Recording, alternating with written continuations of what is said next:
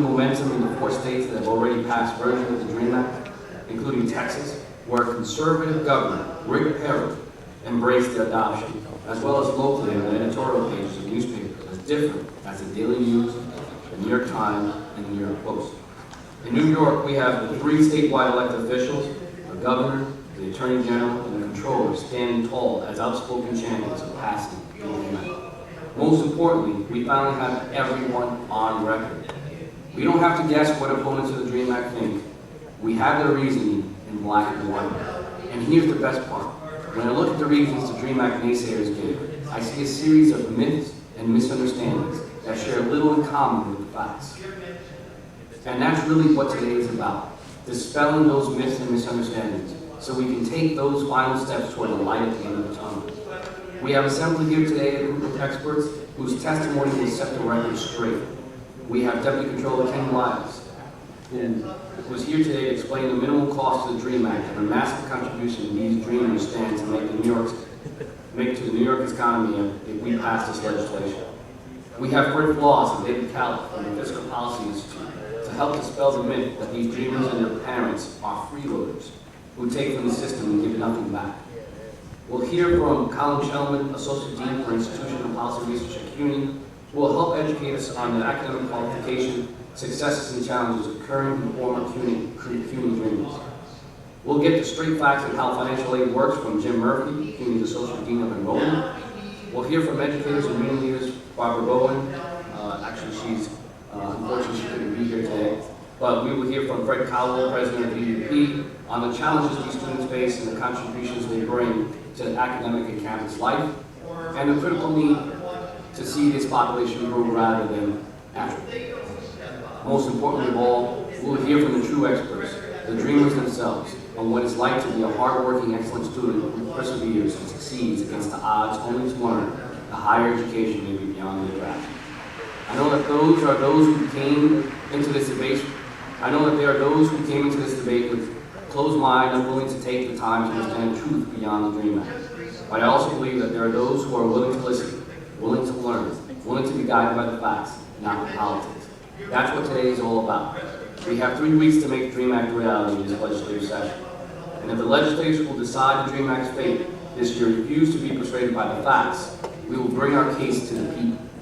Passing the DREAM Act is the right thing to do, it's the smart thing to do, and it's time that New York regain its rightful place as a beacon of hope and opportunity for all.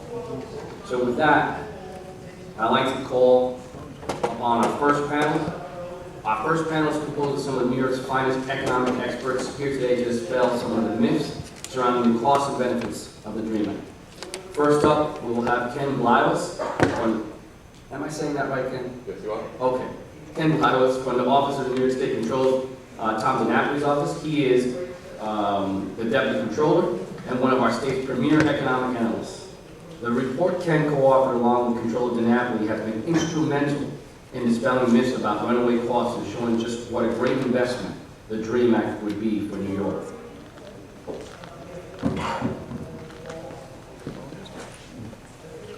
Next, after Ken, we will hear from Fred Floss, the new Executive Director of FBI and a lifelong educator, and David Gallick, a Senior Fellow at FBI who has headed up their immigration research initiative for the last 7 years. Please.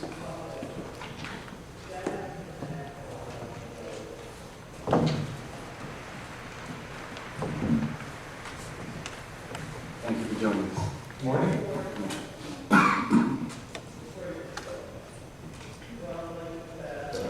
Okay, thank you.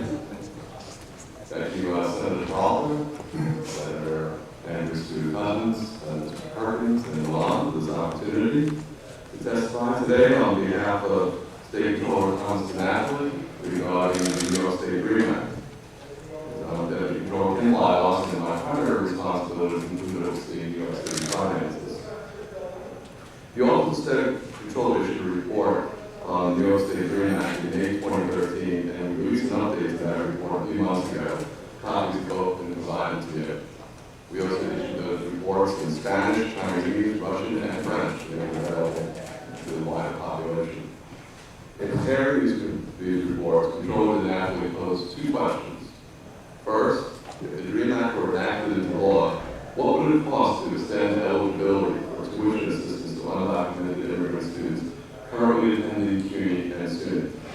second, what would be the economic benefits?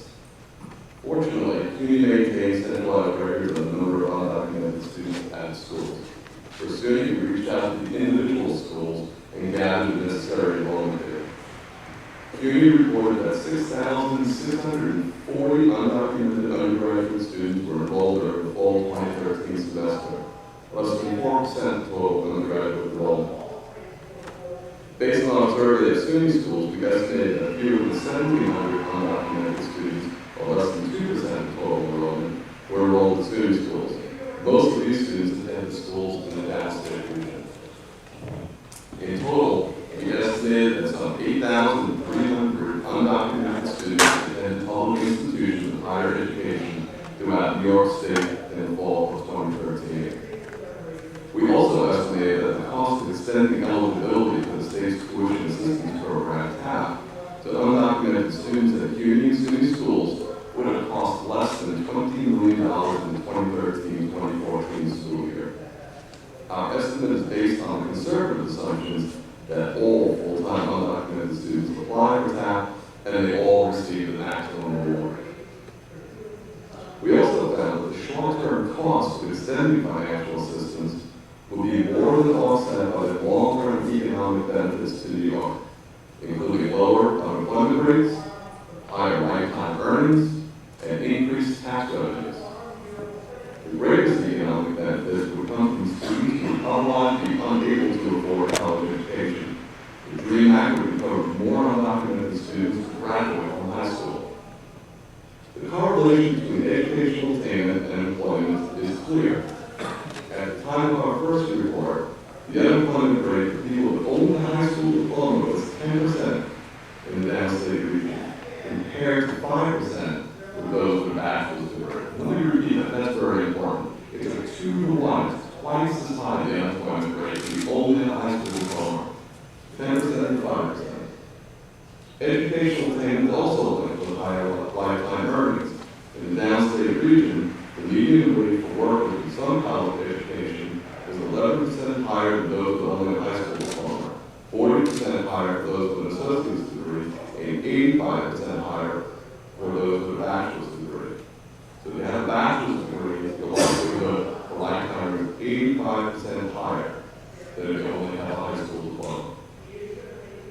OSC estimated that the initial cost of providing the TAP awards to these students would be offset by the additional taxes paid over the course of their working lifetimes as a result of their ability to obtain higher paying jobs. For example, a person who earns an associate's degree would pay more than $35,000 in additional state taxes over his or her working lifetime compared to someone with only a high school diploma. This is far greater than the $8,000 maximum TAP award for a traditional 2-year degree. A person earning a 4-year bachelor's degree would pay more than $60,000 in additional state taxes, compared with a maximum TAP award of $20,000. Controller now is convinced that a better educated workforce will benefit New York's economy, and that passage of the DREAM Act would lower the financial barriers to college education for undocumented students. Thank you for this opportunity to testify today. I'm available for any questions. The evidence is clear. Thank you, Ken. Any questions, Ken? So let me just ask, just so I'm clear, so can you hear me?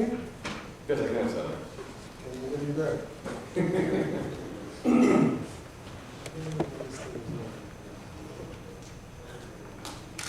Okay, here we go. So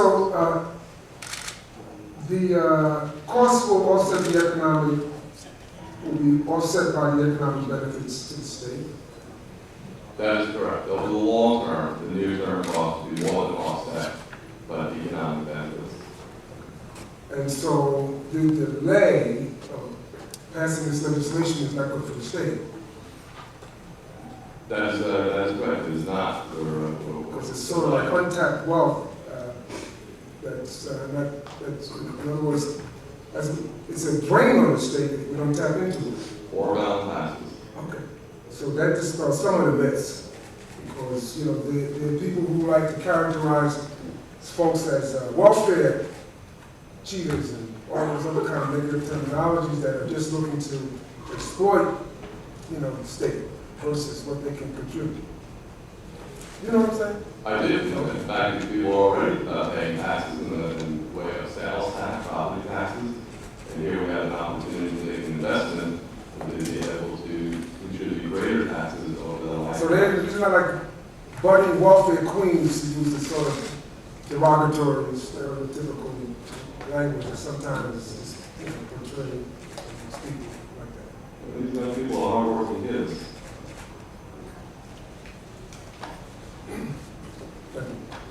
Yes.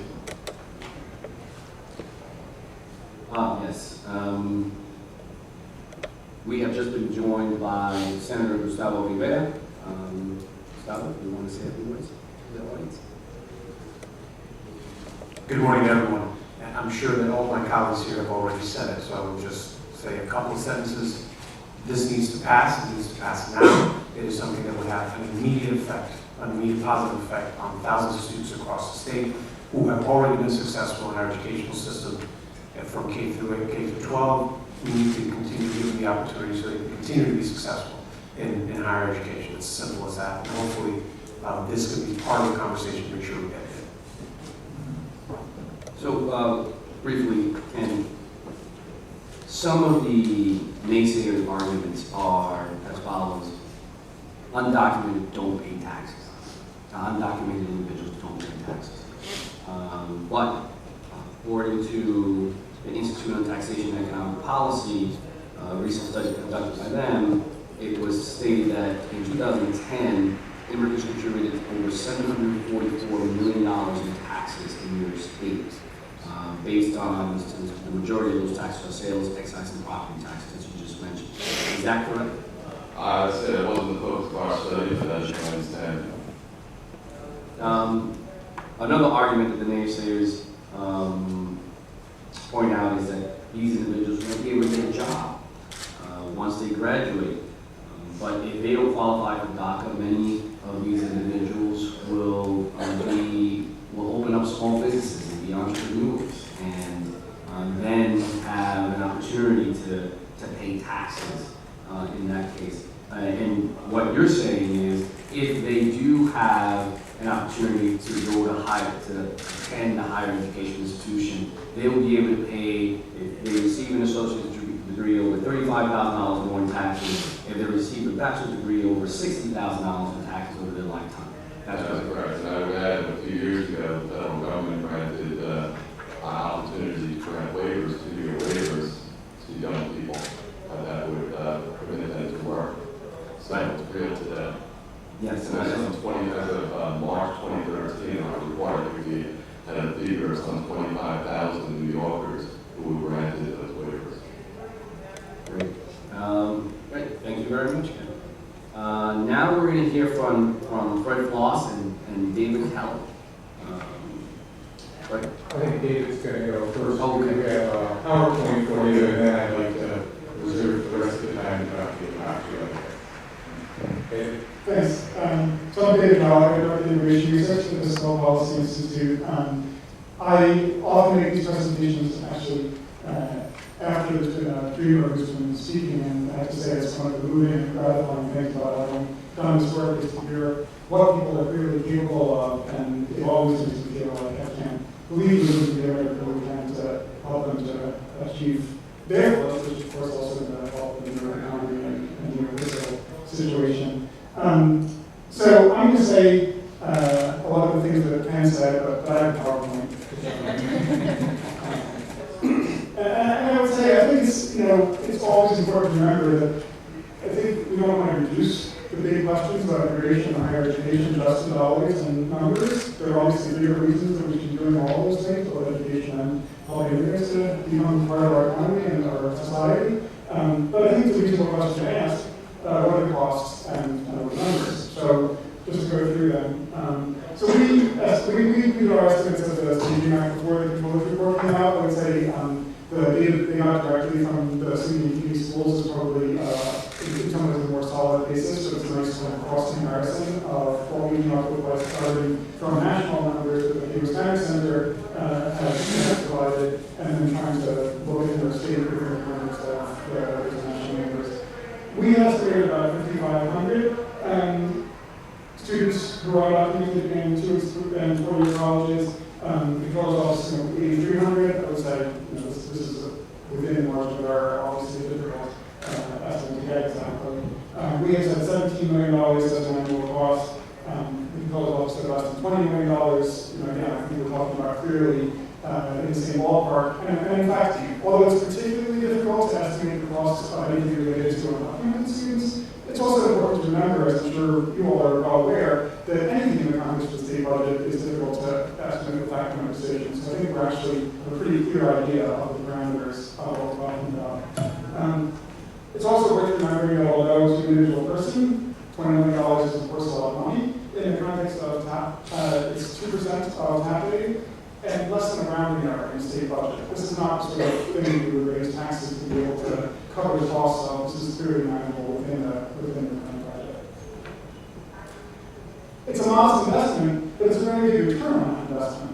And so here's this is I think similar to what Ken was talking about. The difference that a student, this is the median annual earnings for somebody who graduated from high school at $36,000 in most cases. For a 2-year college, it's $46,000, and for somebody who went to a 4-year college, $61,000 the median earnings. So that translates into an added earnings for a 2-year college of $10,000 a year. The Victoria office projected something like that out over the course of a person's working years. And added state and local taxes paid about $1,000. And I would add, just that in addition to, so people who are working under DACA, or hopefully, at some point by the time some of these students graduate, they'll leave federal immigration reform. These kids are clearly going to be first in line for getting legal status. But even without legal status, people are paying local, paying state taxes in sales tax, they're paying property taxes. And in fact, a large number, including probably the estimate is about half, are paying state income taxes as well, filing with item numbers. So then, of course, the numbers are even bigger for somebody who graduates from 4-year college. It's $25,000 in added earnings and $3,900 in annual added state and local taxes. So what else? Because of DACA, as a number of you already alluded to, like deferred action for child revivals that the Obama administration has put in place, many of the students will have work authorization already when they graduate, and so they will have to be allowed to work as we continue to move on to the federal level on immigration reform. Clearly, they'll be on the first in line if federal reform does pass, and so at some point we can expect that many of them will, at least many of them will become legal residents and citizens. Even without federal reform, I think there's no reason to think that future costs will grow. One of the things that we sometimes heard is called, this is the first-year cost, will just have to be more and more. In fact, the number of undocumented immigrants is somewhat down from its peak around the same as the economic peak in 2007, 2008. And there's no reason, I think, to expect that the numbers are going to be bigger than they are now. Hopefully, in fact, they'll be reduced at some point as we get some kind of reform. And I think, there is this question of will more people go to college if we make it easier? Well, I would say if they do, great. And I think as Ken was saying, over the long run, we also get that money back. So I wouldn't say there's anything to worry about in that regard. But I also think if you look at the experience of other states, that hasn't been the case. In fact, our TAP assistance is not generous enough to really make it that enticing for a whole lot more people to go. I think it's a little bit easier for those people who are really trying hard to be able to go. The other thing I've sometimes heard is people sometimes thought that maybe this is like the first year cost, but for the students moving in their freshman year, then it will get bigger as more people go. This is actually the estimates I think we both did. It was a fully phased-in program, so it's assuming that everybody gets it. In fact, I think the way we control it was, if it were in place today, this is what it would have cost already. So this is not something that's going to get bigger than this. In fact, I think there's every chance it will get smaller. Two last bits. So this was 2 years ago, in 2012. I was looking at all the analysis for a while. The New York Times had an editorial saying, putting the onus on Governor Cuomo for putting some pressure on making this happen. We were pleased to see our study was cited there that the argument that they made was students with college degrees made the state more attractive to businesses, earn more, and pay more in taxes. Giving a boost to the dreams of undocumented young people is not only a decent thing to do, it's also a wise investment. And I think we agree that it is clearly a wise investment for the state. And then just to give some sense, a number of these famous graphic we put up, what would it cost the average taxpayer if you did finance this through the state income tax? And again, we were saying this is not a big enough increment to really make that, it's too small to really calculate what the income tax increment would be. If you were going to say, what would it cost out of the income tax? It would cost the median taxpayer 87 cents about the cost of the donut for the year. So we're not talking about any kind of burden that's significant on the state. And I think that that also makes it a little bit more clear to people that it's not like they're going to see the increase in their taxes if they would pass the program. Thank you. Thank you, Senator. So the FBI testified today. We believe it's a very important piece of legislation.